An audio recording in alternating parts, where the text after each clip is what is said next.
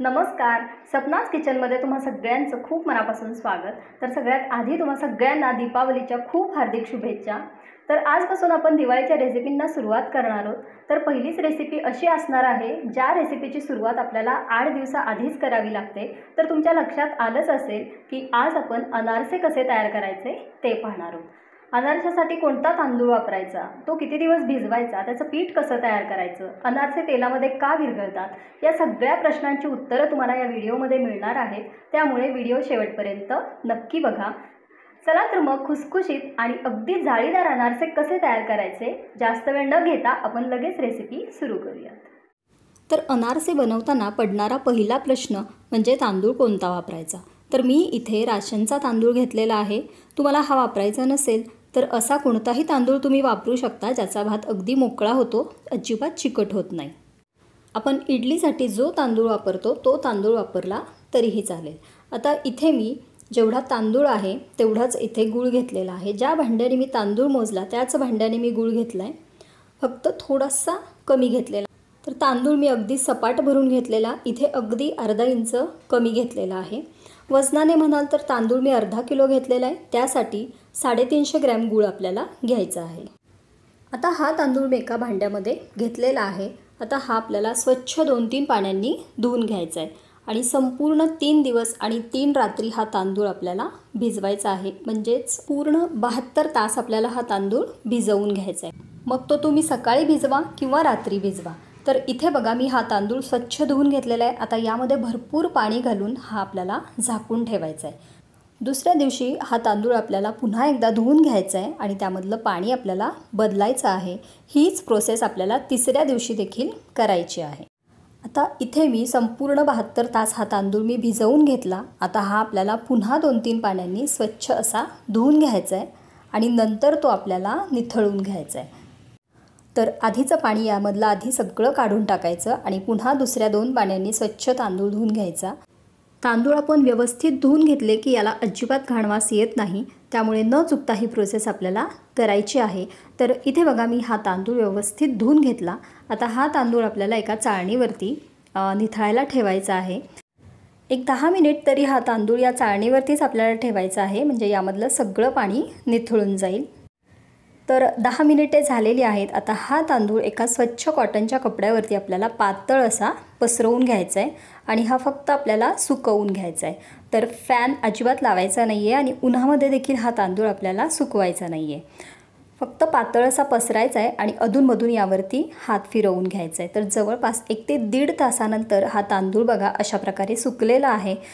तांदूळ मुठीमध्ये घेऊन हलकासा दाबला की बघा हाताला फक्त 10-12 कण आपल्या चिकटले पाहिजेत, इतपतच हा तांदूळ आपल्याला सुकवून घ्यायचा आहे. याहून जास्त अजिबात सुकवायचा नाही आहे. तर सगळा तांदूळ मी इथे गोळा करून घेते आणि लगेच आपल्याला हा मिक्सरमध्ये घेऊन बारीक करून घ्यायचा आहे. तर मिक्सरमध्ये तांदूळ घेतलेला आहे, याचं आपल्याला पीठ करून घ्यायचं आहे. तर बघा अशा प्रकारे अगदी बारीक असं हे पीठ मी करून घेतलेलं आहे. तरीही बारीक चाळणीने हे आपल्याला चाळून घ्यायचं आहे. तर मी इथे सुजीची चाळण घेतलेली आहे, म्हणजेच मैदा चाळायची चाळण घेतलेली आहे. यामध्ये हे पीठ आपण चाळून घेऊया.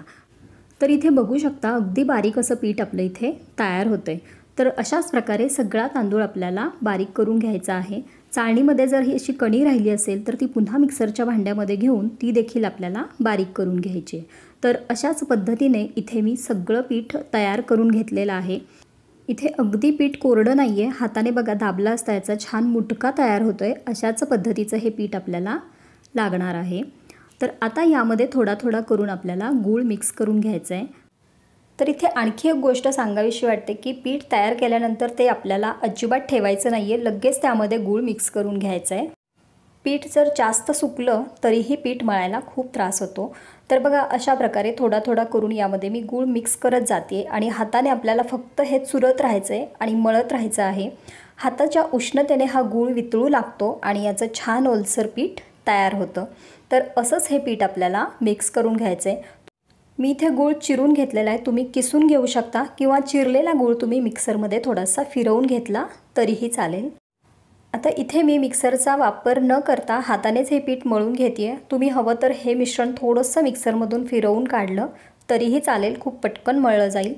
तर बघा अशाच प्रकारे मी इथे फक्त हे पीठ अशा प्रकारे चुरत राहिली आहे. तर बघू शकता इथे अशा प्रकारे हा गोळा इथे तयार झालेला आहे. तर आणखी थोडंसं हे मी मळून घेते आहे, म्हणजे आणि थोडंसं हे पीठ पातळ होईल. तुम्हाला हवं तर तुम्ही अगदी पल्स मोडवर हे मिक्सरमधून फिरवून घेऊ शकता, पण जास्त फिरवायचं नाही आहे, नाहीतर पीठ पातळ होण्याची शक्यता असते. तर बघा इथे हा गोळा मी तयार करून घेतलेला आहे. आता या गोळ्याचे मी एक समान 4 भाग करते आहे, जेणेकरून ते एका डब्यामध्ये आपण भरून ठेवू शकतो. आता अशा प्रकारे इथे मी 4 गोळे करून घेतलेले आहेत. आता एका झाकणाच्या डब्यामध्ये हे भरून ठेवायचं आहे आणि याला झाकण लावून हे पीठ आपल्याला असंच ठेवून द्यायचं आहे. तर पूर्ण 1 दिवस हे पीठ आपल्याला असंच ठेवून द्यायचं आहे. तर लक्षात ठेवा, हे फ्रीजमध्ये अजिबात ठेवायचं नाही आहे, वरतीच ठेवायचं आहे. आता दुसऱ्या दिवशी बघा, म्हणजे बरोबर 24 तासांनी यावरचं मी झाकण काढलेलं आहे. आता हे पीठ आपल्याला पुन्हा डब्यातून बाहेर काढायचं आहे. बघू शकता पीठ अगदी मस्त असं आपलं इथे तयार झालेलं आहे. आता हे पीठ आपल्याला पुन्हा एकदा मळून घ्यायचं आहे. तर मी एका ताटामध्ये हे सगळं काढून घेते आहे. हे गोळे आपल्याला पूर्ण फोडून घ्यायचे आहेत. हे पीठ मोकळं करून घ्यायचं आहे. तुम्ही जर असंच हे पीठ 2-3 दिवस जरी ठेवलं तरी याला मळायची अजिबात गरज लागत नाही. तर बघा अशा प्रकारे हे पीठ मी अगदी छान फोडून घेतलेलं आहे. आता पुन्हा याला व्यवस्थित मळून घ्यायचं आहे, किंवा आता जरी तुम्ही थोडंसं मिक्सरमधून फिरवून घेतलं तरीही चालेल. तुम्हाला जर इथे वाटलं की हे पिठाचा गोळा तयार होत नाही आहे, पीठ खूप कोरडं आहे, तर अशा वेळेस त्यामध्ये 1 ते 2 चमचे तुम्ही तूप घालू शकता, पण जास्त घालायचं नाही आहे. तर बघा इथे मी पुन्हा हे पीठ व्यवस्थित मळून घेतलं आणि याचा एक गोळा तयार करून घेतला. तर बघा या पिठातली मी छोटीशी गोळी काढलेली आहे आणि याला हातावरती गोल करून घेतलेलं आहे. याला थोडंसं थापून घ्यायचं. तर बघू शकता या पिठाला अजिबात चिरा जात नाही आहेत, म्हणजे आपलं पीठ व्यवस्थित तयार झालेलं आहे. आता या स्टेजला देखील तुम्ही याचे अनारसे बनवू शकता, पण याचे अनारसे आत्ता जर बनवले तर ते कडक होतात. आपल्याला अनारसे खुसखुशीत बनवायचे आहेत, त्यामुळे आणखी 1 दिवस हे पीठ आपण असंच ठेवणार आहोत. तर पुन्हा मी याचे 4 गोळे करून घेतले आणि त्याच डब्यामध्ये मी हे भरून ठेवलेलं आहे. आता याला झाकण लावून पुन्हा 1 दिवस हा डबा आपल्याला असाच ठेवून द्यायचा आहे. हवं तर तुम्ही उन्हामध्ये ठेवू शकता. तर पुन्हा दुसऱ्या दिवशी यावरचं मी झाकण काढलेलं आहे. तर आता तुम्ही बघू शकता की पीठ आपलं अगदी व्यवस्थित तयार झालेलं आहे. ते हलकंसं डब्यामध्येच पसरलं गेलेलं आहे, याचाच अर्थ पीठ व्यवस्थित तयार झालेलं आहे. बघू शकता याला हलकीशी जाळी आल्यासारखी दिसते आहे, म्हणजेच पीठ आपलं तयार झालेलं आहे. आता याचे लगेच आपण अनारसे बनवून घेणार आहोत. तर यामधला एक गोळा मी काढून घेतलेला आहे. आधी या एका गोळ्याचे आपण अनारसे बनवून घेऊया. तर याचे मी आधी गोळे बनवून घेते. तर एकसारखे आपल्याला गोळे बनवून घ्यायचे आहेत. आता तुम्हाला अनारशाची साईज केवढी ठेवायची त्यानुसार तुम्ही याचे गोळे बनवू शकता. तर इथे एका उंड्याचे जवळपास 15 गोळे तयार झालेले आहेत. म्हणजे 4 गोळ्यांचे इथे 60 अनारसे तयार होतील. म्हणजे अर्धा किलो तांदळापासून 60 अनारसे आणि 1 किलो तांदळापासून 100 ते 120 अनारसे आपले तयार होतात. आता अनारसे कसे थापायचे ते बघूया. तर मी इथे खसखस घेतलेली आहे आणि एक गोळा हातावरती अशा प्रकारे आपल्याला आधीच थोडासा पातळ करून घ्यायचा आहे.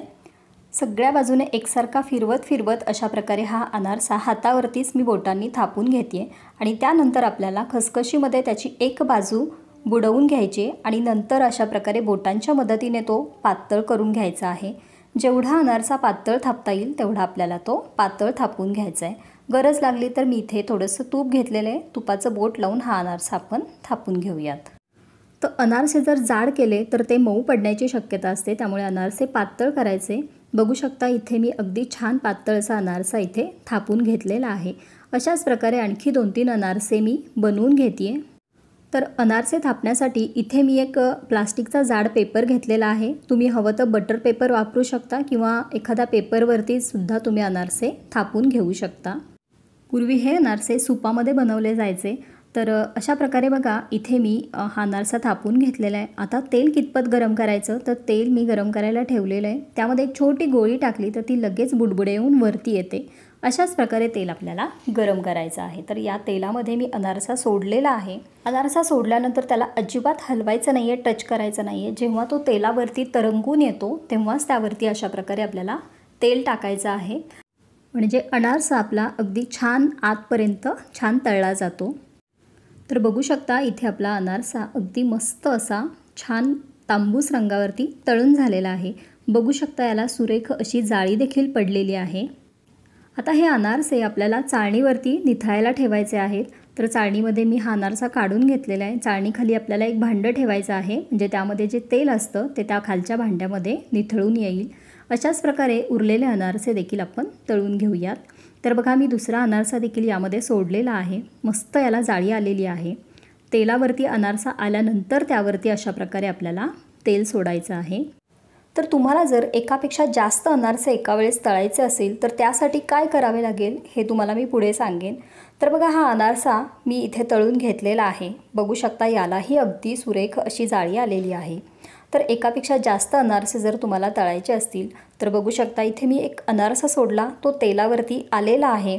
तो अनारसा तेलावर आला की त्यानंतर आपल्याला दुसरा अनारसा या तेलामध्ये सोडायचा आहे आणि तो अनारसा वरती आल्यानंतर तिसरा अनारसा तुम्हाला यामध्ये सोडायचा आहे. अशा प्रकारे तुम्हाला एका वेळेस जर जास्त अनारसे तळायचे असेल तर हीच पद्धत तुम्हाला वापरावी लागेल. नाहीतर तेलामध्ये अनारसे पूर्ण विरघळून जातात.